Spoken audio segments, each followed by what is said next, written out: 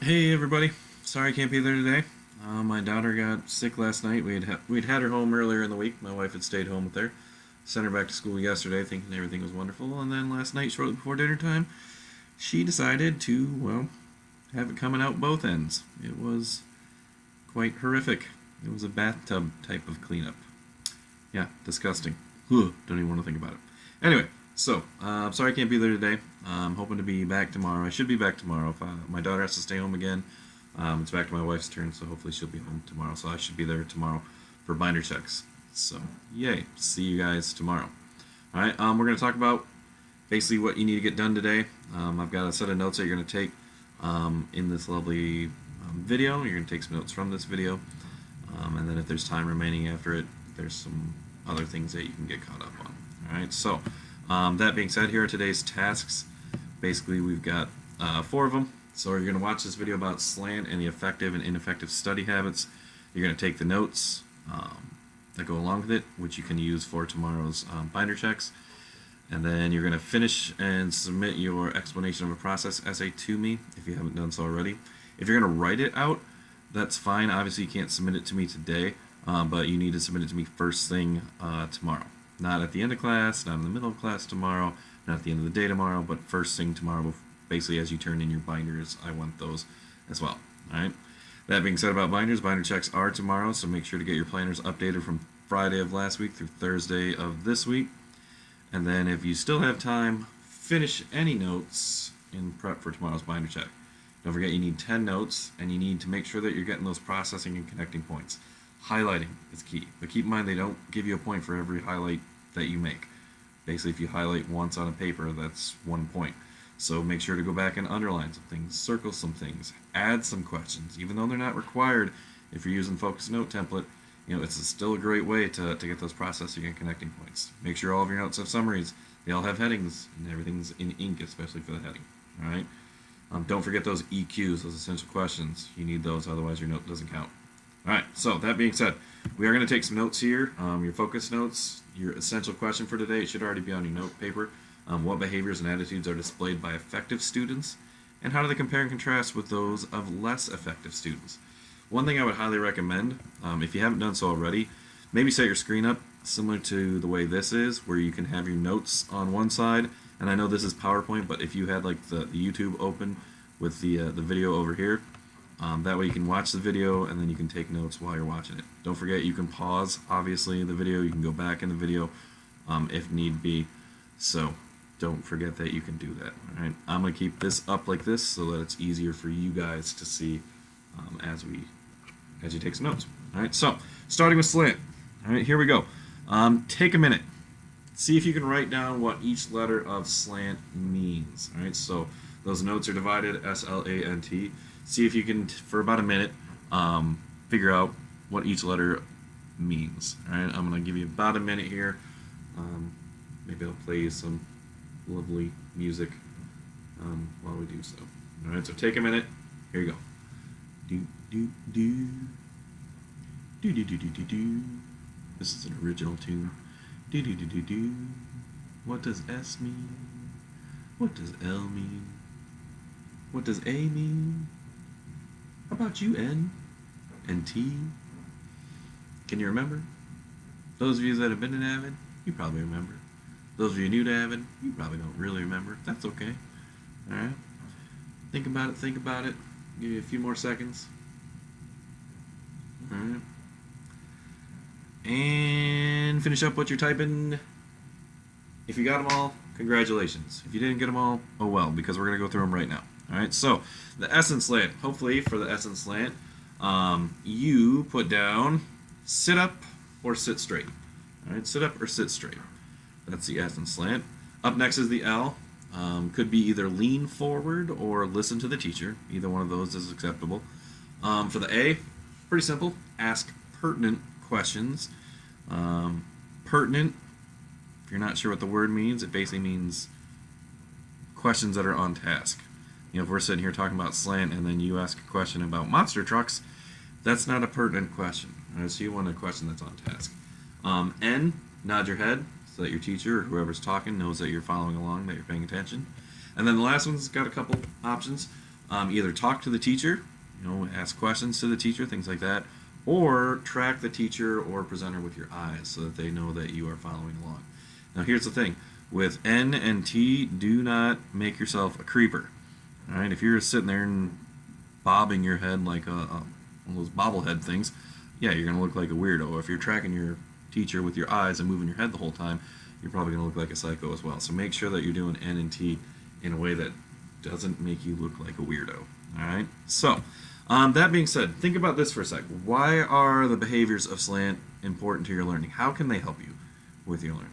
Why does AVID put such a big stress on this idea of slanting, sitting up, leaning forward, asking questions, nodding your head, talking to the teacher? What's the purpose of it? If you think about sitting up straight, what kind of message does that convey to your teacher? Add your thoughts. So in your notes where you had written sit up or sit straight, maybe in another color add sitting up but sitting straight. It shows a teacher that you're paying attention. It shows a presenter that you are following along. Good body language shows that you're into it. You're taking the notes. You're following along. All right. Leaning forward. Again, kind of just showing that presenter or that teacher that you are listening, that you are paying attention. Right? Asking pertinent questions. Not only is that good for the presenter to have interaction with the audience, but it's also good for you. You get the opportunity to ask clarifying things you might have missed, things you don't fully understand.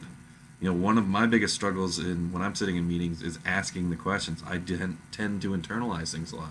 I think about it, and before I know it, the meeting's over and I didn't get my questions answered.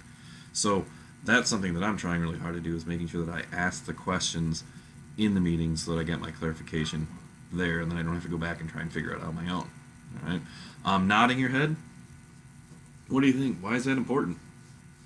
Again, probably just simply showing the teacher or the presenter that you're with them. Or, depending on how you're nodding your head, if you're nodding your head in a yes manner, you're showing the person that you get it. Whereas if you're shaking your head, I don't understand, that's a visual cue to the presenter that maybe they need to re-teach something or re-go over something. All right. And then lastly, talk to the teacher. Why would that be important? Hopefully you can find a pretty simple answer. Hopefully you could add to your notes about why talking to the teacher would be important, or even tracking the teacher with your eyes. Hopefully you can figure out a way why that would be important. All right. So if you haven't done so already, make sure to add something about the S, the L, the A, the N, the T, about why it's important. Why is sitting up important? Leaning forward, asking questions, nodding your head, and talking to the teacher. Why are those things important? All right. Take a minute, pause it if you need to add those to your notes. All right, because we're going to transition here in just a sec into effective and ineffective study habits. All right. All right. So, purpose of slant. Well, what is the purpose of slant? Well, it's basically how we show and how we make sure that we're staying focused in class. By doing so, man, it's basically our way of, making sure that we're getting the information that's being presented to us, limiting the distractions that are around us so that we can capture all that information, so that we can hopefully hang on to that as much as possible. So that we're not asking a ton of questions later about things that we missed because, we were busy looking at our phone or we were busy having a conversation with the people around us. All right, so the purpose of slant, it's really to keep you focused. It's really to keep you on task. It's really to make sure you know what is going on. Double checking my notes here, just like guys, making sure I'm not missing anything. All right, cool. Let's move on. All right, so if you notice your notes, they're set up in 2-column at this point. If I scroll down here and show you, you've got effective and ineffective study habits. What I'm going to do is I'm going to run through this ineffective study habit side, and I want you to jot down. You can shorten it up if you need to. The ineffective study habits, and then for every ineffective study habit, I'm going to give you an effective study habit. All right. If you can think of some of your own, by all means, you can add to this your own. I've got another list that I'll give you as well when I get back of a whole bunch more. We're just going to hit up 5. I don't know if you can see that over here, but we're going to hit up 5 so that we don't take up the entire time today. All right. So the first ineffective studying or study habit that you might not realize is going over or reading over your notes. How many times has a teacher asked you, well, how did you study? And you said, well, I went over my notes, or I read over my notes. You know, going over the whole thing and doing that, it's not really the most effective way to study your notes. We're going to talk on this probably a couple of times, but a better way to look at this. Oh, shoot, sorry, I guess I'm going to go through all the ineffective ways before we go through the effective. All right, so going over reading your notes, not really the most effective way. We'll talk about it in a minute, the more effective way. Studying the same way for every type of assessment. I mean, if you think about this, you take different types of assessments, from essays to multiple choice to true false, those types of things. How you study for those is probably different. So we'll talk about a more effective study habit. All right, studying all the notes in their entirety seems kind of counterintuitive, right? Well, I need to know all the information on the notes. Shouldn't I study all of it? We're going to talk about that here in a sec. And then cramming, or having a marathon study session. You probably hear about college students who are up all night, or maybe you as high school students, you stay up all night and you cram. Well, I bet you 9 times out of 10, it's not as effective as you think it is. So we'll talk about that here in just a sec. And then last one that we'll mention, not asking for help. Obviously, you can probably figure out the effective study habit for this one, but we'll talk about why not asking for help is kind of a key thing. All right, so going over reading notes. Why is that ineffective? To be honest, really what you want to do is explain the notes aloud in your own words. You're going to make better brain connections if you can reiterate something in your own words. If you're just reviewing something that was written down, or you're regurgitating something that was told to you, you aren't going to retain that information as well as if you can actually say it or explain it in your own words. And if you do it out loud, it seems weird, but if you actually can say it out loud instead of just doing it in your head, a lot of times those connections are made in your brain a whole lot more effectively. So think about that. It may seem weird, but if you're studying in your bedroom, who cares? Nobody's there. All right? And even if you can get a group of friends to do it and you're all doing the same thing, then who cares if you're all doing the same thing? You can all look like a bunch of weirdos together. All right? The next one, studying the same way for every type of assessment. If you think about all the different types of assessments you take, how you study for a math test is probably way different than how you're going to study for your history test. Math tests, you probably want to do a lot of practicing. You want to probably try different types of problems. Whereas in a history test, you don't really have problems like that. You're going to have to review information. You're going to have to know important dates, important people. So there's definitely different ways in which you need to study based on the type of assessment. We'll talk more about that in the future, but this is just to give you a heads up. All right. So studying all the notes in their entirety. Seems weird that you wouldn't study all of your notes in their entirety, but here's what AVID's trying to get at. You want to target the information you don't know or know the least. Why spend time going over stuff that you already know? Why spend 30 minutes studying a set of notes when really it could have taken you 10 minutes to study the stuff you don't know? Now you got it. You already remember the other stuff. Move on. Right? So going back and looking at your notes and really identifying the things that you don't understand or that you need more repetition on or more focus on, that's a key thing. That's why we have you process and connect those notes. All right? Cramming or having a marathon study session. I won't lie, I did this in college. There were many nights when I was up far past my bedtime or never even went to bed because I was busy studying or cramming. But I'll tell you, I got that test in front of me the next day, and all I could think about was, man, I'm really tired, and I can't remember anything that I went over. Once you get past a certain hour at night, your brain really starts to shut down. I mean, you can cram as much caffeine and stuff like that into your brain as possible, but it's really not going to help you that much. The best way to do it, revisit the material. You're going to have to take time, especially as you get to be upperclassmen, and especially as you make your way into college. You're going to have to revisit that material over time in spaced intervals. If you remember that 10-24-7 model, if you can revisit something in 10 minutes, you're more likely to retain that information. And then revisit it again in 24 hours, and then within 7 days, you are more likely to retain about 90% of that. If you don't revisit something within 10 minutes, 24 hours, and 7 days, you're really only likely going to retain, I believe it's like 30% of it. If you can revisit in 10 minutes and that's it, you're only going to retain 50% of it. But if you can do this 10-24-7 model, man, you are more likely to retain that information. It takes time, it takes effort, but if you are really interested in the information, man, it's a key thing. All right. And then lastly, not asking for help. Hopefully this one's pretty self-explanatory.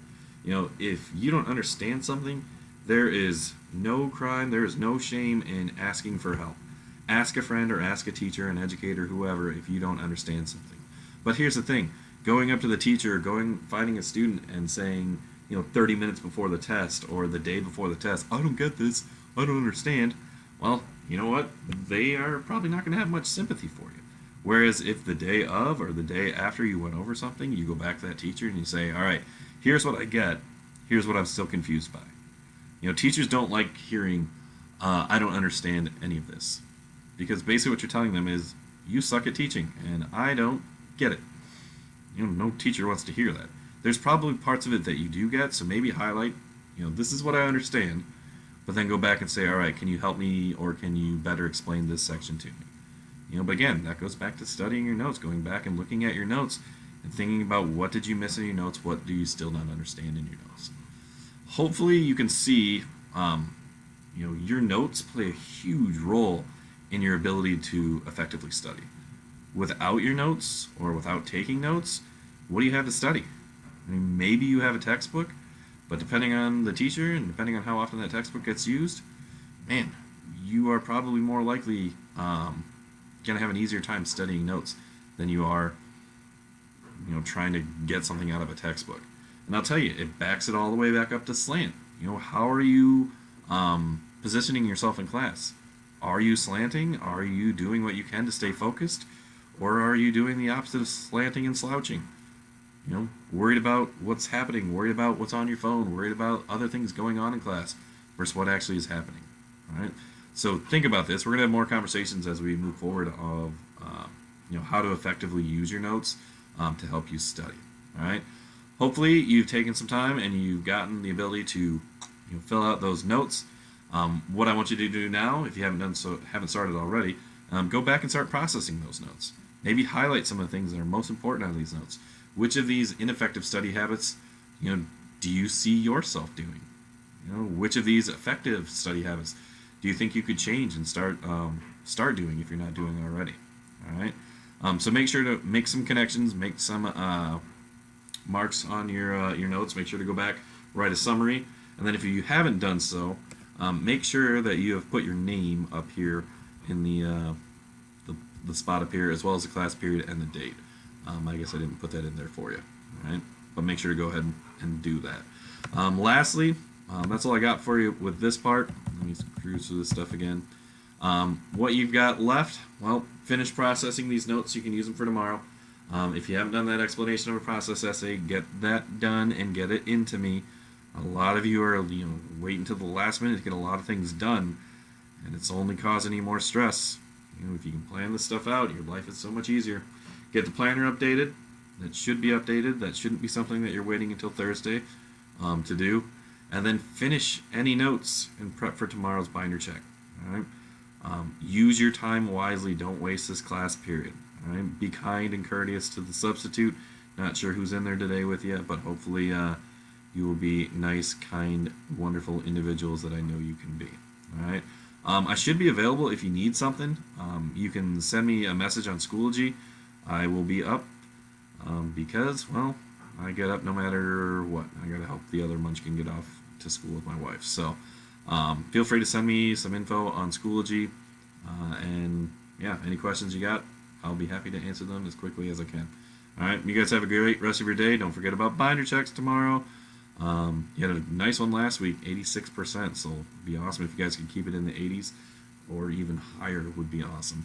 All right, see you guys tomorrow. Have a great rest of your day.